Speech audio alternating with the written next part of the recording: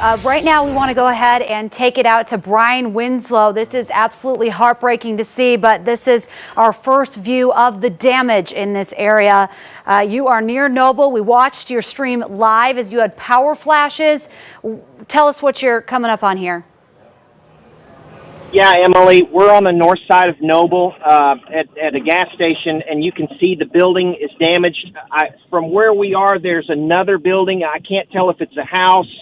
I can just see the corner of it, but it looks like it took a substantial impact from the tornado.